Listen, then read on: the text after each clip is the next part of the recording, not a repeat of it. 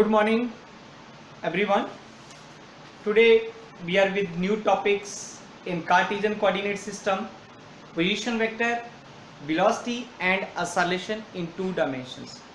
आज हम सबसे पहले पोजीशन वेक्टर, वेलोसिटी और acceleration two dimension Cartesian coordinate system या रेक्टेंगुलर कोऑर्डिनेट सिस्टम में कैसे कैलकुलेट करते हैं, तो आज हम ये स्टडी करेंगे, अंडरस्टैंड करेंगे इस कंसेप्ट को. तो first of all we take position vector. If I cap and J cap are the unit vectors along x-axis and y-axis and we take point P in any point P in this plane x and y having the coordinate x and y, then we draw the perpendicular PM from P on the O axis. Then we can write it OM is equal to x I cap and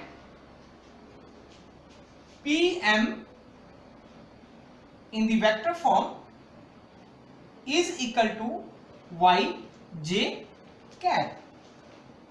right? अगर आप इस picture को देखते हो, इस diagram को देखते हो, तो आपको क्या नजर आता है? तो इस डायग्राम में अगर हम देखते हैं, जो पोजीशन वेक्टर OP है, मेरा जो पोजीशन वेक्टर OP है उसका डिस्टेंस कितना है? R. उसको हमने कितना डिस्टेंस लिया है?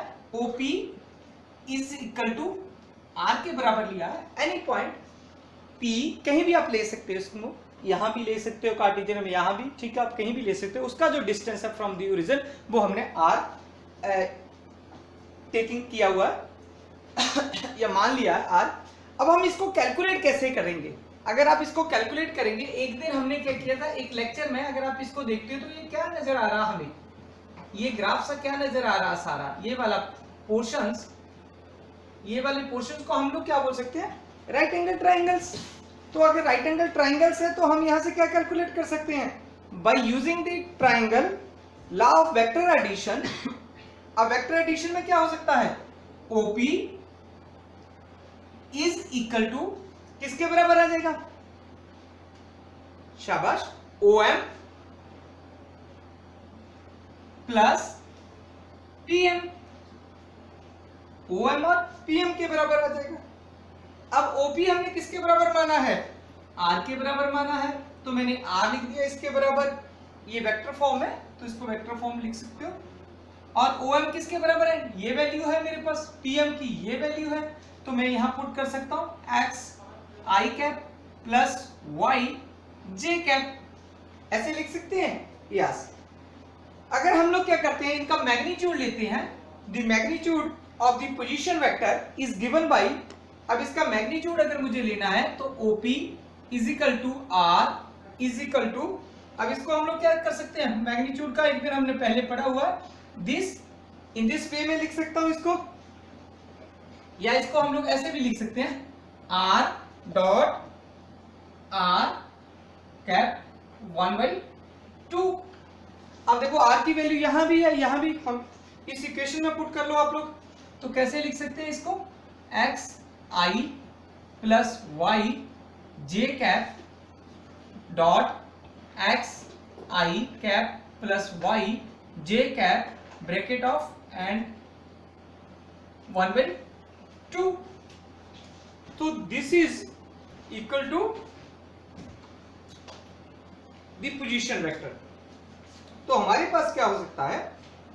R is equal to X square plus Y square का square root.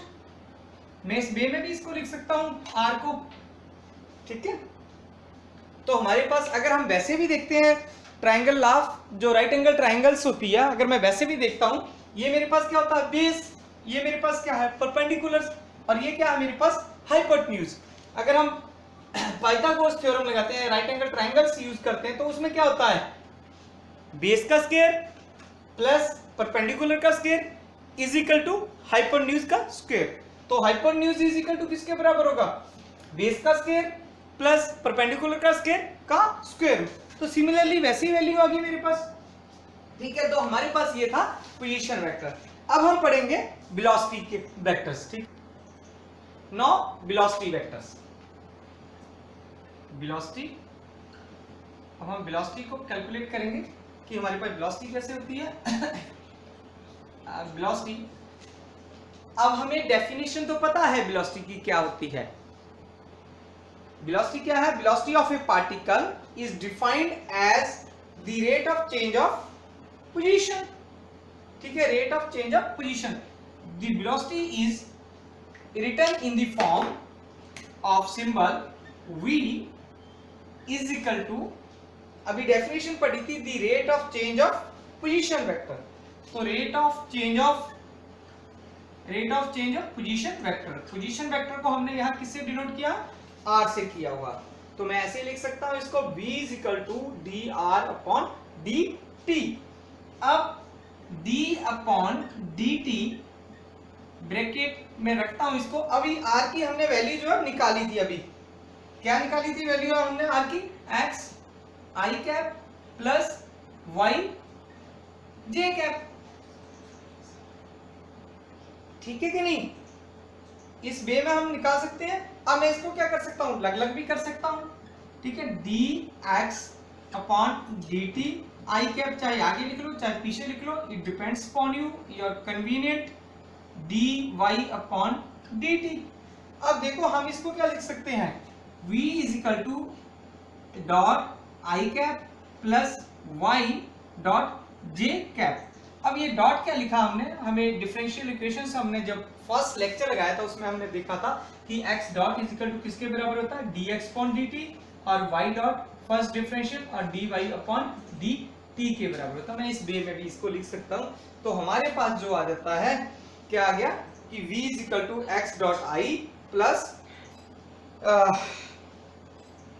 y dot j cap. ये मेरे पास वेलोसिटीज की वैल्यू। अगर मैंने मैग्नीट्यूड लेना फिर इस वेलोसिटी का, या इंस्टेंटेनियस जिसको हम लोग वेलोसिटी बोलते हैं, इंस्टेंटेनियस वेलोसिटी क्या हो जाती है? अब हम इसका वैल्यू कैलकुलेट कर लेते हैं। Right this, just want to rub this here. तो हमारे पास क्या आ जाता है? तो x डॉट का भी स्क्वायर करेंगे हम लोग, फिर y डॉट का स्क्वायर करेंगे, का 1/2 करेंगे। अब मैंने यहाँ क्या बोला था कि ये हमारे पास इंस्टेंटेनियस वेलोसिटीज आती है of the particle along x axis and along y axis. अब बहुत सारे बच्चों को ये नहीं पता होता कि हमारे पास इंस्टेंटेनियस वेलोसिटी क्या होती है। अब हम इसमें और सिंपल जो वेलोसिटी होती है उसमें क्या फर्क होता है। अब अभी हमने डेफिनेशन पढ़ी थी कि जो वेलोसिटी होता है the time rate of change of position, या time rate of change of position vector. जो इंस्टेंटेनियस वेलोसिटी होती है बेसिकली क्या है? वो limit of the velocity as the change in time approaches zero. This is equivalent to the derivative of the position with respect to time. या ऐसा भी बोल सकते हैं हम लोग कि कहीं पर क्या होता है, हमारे पास चेंज करते हैं टाइम के साथ। कभी मेरी स्पीड मान लो वेलोसिटी 2 थी, उसके बाद मैंने 5 कर ली, फिर मैंने 8 कर ली, या फिर मैंने 2 कर ली।